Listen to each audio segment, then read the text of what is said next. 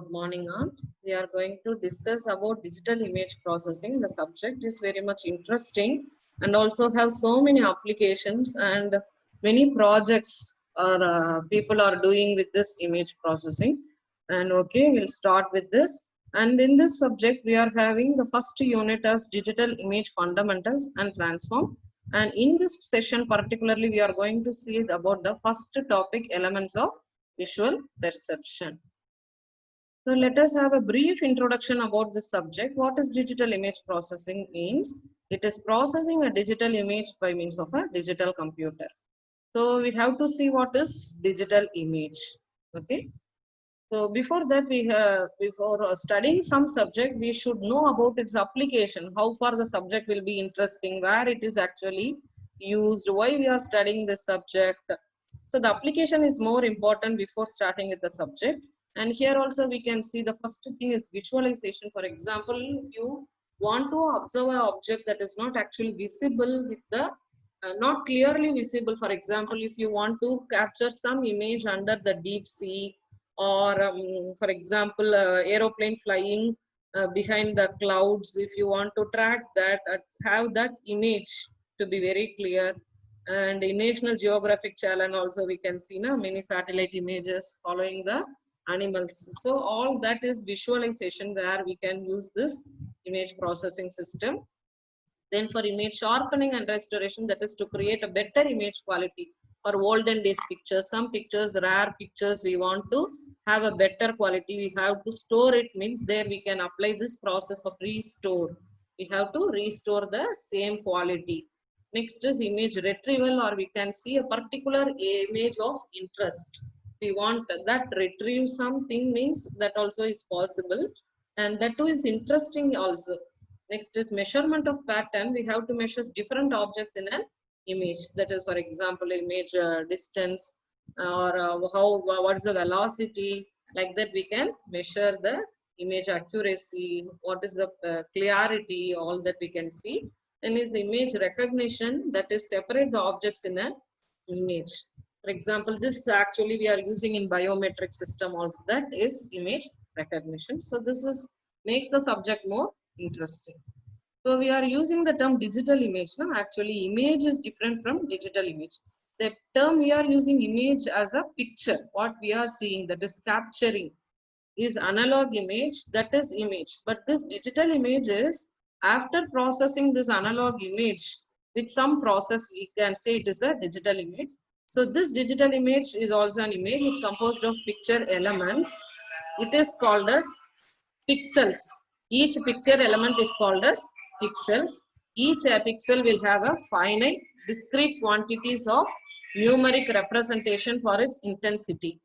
Okay, each will have an intensity value and it has some x and y axis spatial coordinate values. So it's a two-dimensional and each will have a gray level intensity.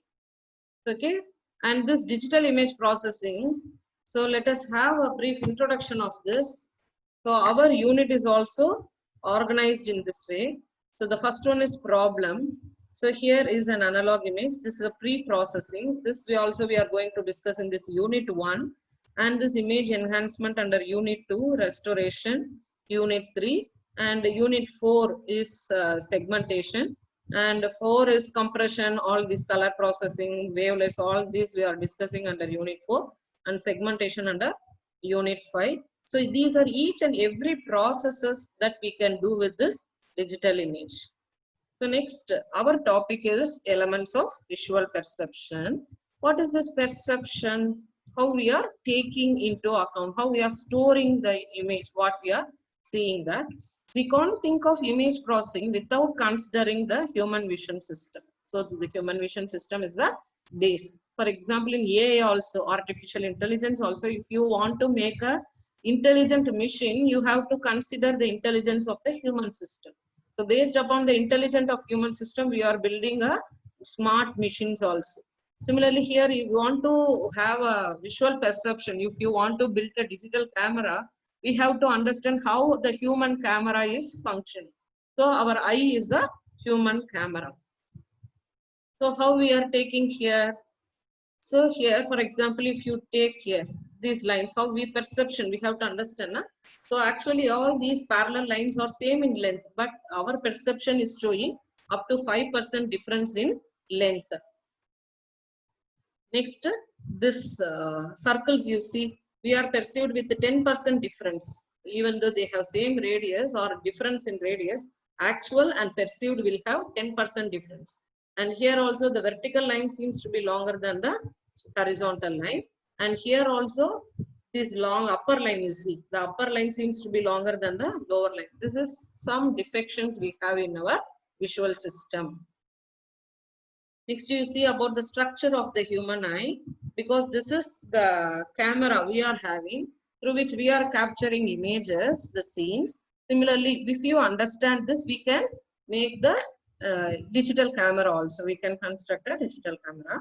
See here, the light or the object we are seeing, the first portion is cornea, and the light falls on the cornea. It falls through the light passes through the lens, and it falls on this retina. This yellow color is retina, and this outermost is sclera, and second layer yellow color is choroid, and this point, nerve point, is called as fovea.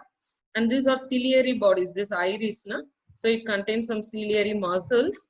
And this lens is called flexible lens. We are having the muscles with flexible lens. And this iris depends upon the light intensities. This iris expands or contracts, depends upon the size of the lens also changes, and its refractive power will also changes. So this light here, and this retina, it is more important in the image formation. This retina is actually having so many photoreceptors. These photoreceptors are main thing to form an image. These photoreceptors convert the light into the electrochemical signals, and this electrochemical signal is passes through this optic nerve, and it is connected to our brain. So that is thing you see here, and how it is the photoreceptors are distributed in this retina. And this point, it is fovea. For the center region, the cones are more densely distributed in the center point, 0 angle, and but the rods, they are uniformly distributed over the total surface of the retina. That is, the rods are distribution like this. Okay, at 60 degrees it is like this, at 40 the rods distributions like this. So that is seen from the graph. And this is blind spot where there is no rods or cones, so it is no photoreceptors. Here the optic nerve is connected, and from where it takes the signal to the brain. This is optic nerve, and this is the distribution. So we are calling this as blind spot because of the absence of receptors. So, and this point is called fovea, where we call this fovea point center point 0 degree, where we have highest density of cones. So that is 150K, up to 70K to 150K cones will be there. Okay, these are the rods distribution. How the image is formed, you see here, the object is here, and the light from the object, it is falling this distance, we are falling, and it passes through the lens, and it falls as an inverted image in the retinal surface, and from where it is taken over through the optical nerve. This is the inverted image. So next we have to see about focal length, that is the distance between the center of the lens to the retina. This distance is called focal length, and this focal length depends upon the refractive power of the lens. If the object is farther than 3 meters, then we can have the focal length as 14. And if it is less than 3 millimeter, then we can say the focal length to be 17. And here you can see the object is less than 3 meter. So we can take the maximum refractive power, that is 17. So here that is, it varies from 17 millimeter to 14 millimeter, and we are using this. For example, you take this calculation here. This is the size of the object, and this is the center of the lens, and this is your retina, and here it is considered as 17. Okay, 17 millimeter, because it is less than 100 meter, so it is less than, farther than here. It varies from 17 millimeter to 14 millimeter. That is from minimum to maximum. object farther than 3 meters, above 3 meters, we can use minimum refractive lenses. Okay, more than 3 meters, we have to use 14. But here in our case, it is less than 3 meter, 100. So we are taking the maximum value, 17 millimeter we are taking. And from that, we can calculate the retinal image, this image, we can calculate X. Okay, this formula and this problem you can expect in your GATE exam also. This kind we can expect. Next, brightness, adaptation, and discrimination. And these are all the elements, main elements in perception. Okay, what is this brightness, adaptation, and discrimination? First, we will see what is discrimination. It is nothing but discriminate or the ability of our eye to differentiate different brightness level. Okay, different brightness level we can see. This is in creating and presenting the images. For example, if you take a Sony TV example, in that advertisement they are seeing so many colors that that screen is able to visualize. So many receptors they are having, and they are providing so many discriminating levels of brightness.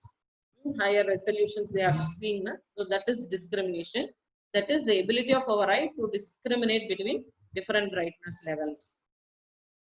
Next, that is we are going to discuss with this graph. You see our adaptation. So we have actually three main elements of perception. So one is brightness adaptation. That is how much the ability of the eye to discriminate different intensity levels. We can say it is adaptation or discrimination. What is adaptation level? That is current sensitivity of the level. At present, what is the brightness that your eye is holding? Current level of holding under certain conditions. And simultaneous contrast is perceived brightness. We have to understand that the brightness of a region is not only the intensity of that point, and we are taking the perceived brightness with its neighboring intensity also. Next is subjective brightness, and it is the brightness perceived by the human visual system and is the logarithmic function of the light intensity incident on the eye.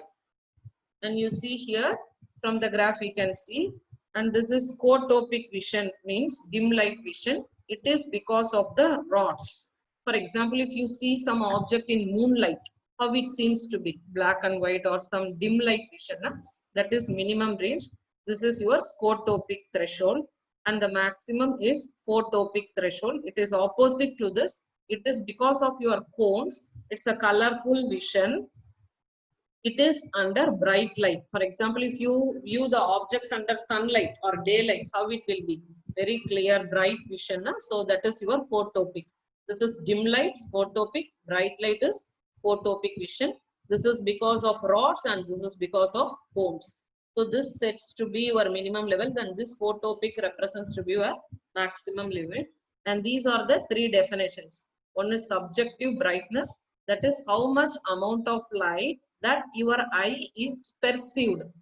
Okay, after perceived, after you viewed, after you store an image, how much amount of light is taken. That is subjective brightness. And this adaptation range, your capacity, how much you can discriminate so many intensity levels, so much amount of brightness levels. From this minimum to the maximum limit, how much you can possible.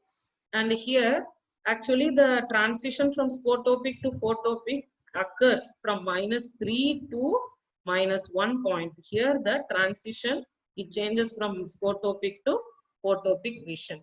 Okay, that is dim light to bright light. Within -3 ml of log of intensity, it changes. And for example, in order to see about the brightness adaptation, this is the current sensitivity level. That is, for example, if you are viewing some object, your intensity falls on this range, means this BA represents the current sensitivity level of brightness or brightness adaptation level. At current, how much your eye is taking the brightness, perceiving the brightness, that is brightness adaptation level. And this BB represents, for example, if you consider the points at B or below BB, you cannot see the points because all these comes under your lower limit of discrimination level. So below BB, you cannot distinguish, you can view only as black.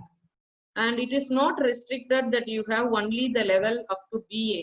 Even if you extend the line like this with the dashed lines, it represents, you can also extend. It doesn't mean that is BA is not your upper limit. You can have the current sensitivity level will also go high. Okay, and the solid line represents the so many levels of discrimination that your eye can possible. So these all these points you have to write in the elements of perception. So, and the same explanation is given here. So what is brightness adaptation? What is this current adaptation level, that is BA, and BB represents the range. It is not restricted. Okay, short instance subjective brightness, that is BB, and the points below BB are considered to be the distinguishable bands, and the upper it doesn't not, it can even increase, the BA level will increase. Next, the range is, what is the range of photopic vision means this much, your bright light, your under vision is 10 power 6. You can, your eye can discriminate, or your level is 10 power 6, our human eye system. And this transition from scotopic to photopic vision. And this is what is definitions of brightness adaptation. All these given here. And this brightness adaptation, when we study in detail, the main thing is the brightness is not a point. It is not simply a function of intensity. We cannot understand like that. So we have to make clear what is this brightness adaptation means. The two phenomena are actually taking place in brightness. Okay, the first thing is Mach bands, another one is simultaneous contrast. What is this Mach bands means? If you see na same intensity. So here also same intensity, this band is also having same intensity, but each intensity will have or placed very close to here. Okay, these are the adjacently spaced rectangular strips of constant intensities to demonstrate the phenomenon of simultaneous contrast. What is this simultaneous contrast? That also we can discuss. Okay, what is the simultaneous contrast means? That is illusion, Mach band illusion. It makes darker area falsely appear even darker, and lighter area falsely appear even lighter. So, okay, that is the illusion. It is caused by the Mach bands. So it is not that much darker, but if you see with this neighboring band, it seems to be more darker. Similarly, this band is not that much lighter. If you see with this band, near to this band, the effect which your visual system makes is make this band more even lighter. So that is this. This is the Mach band. All these actually our eye, the bands are not overshoot or undershoot. It is the neural system or the visual system that makes to have overshoot or undershoot. Here you see some undershoot at the bands and overshoot, okay, at the edges. Actually, it is like this, from black to white, brightness level from black to white, low level to high level. The scale is like this. This is actual intensity but perceived brightness. Because of our visual system, some deception in our visual system, it seems to have undershoot at the edges and overshoot and undershoot at the edge. So that same thing. What is luminance and what is our perception?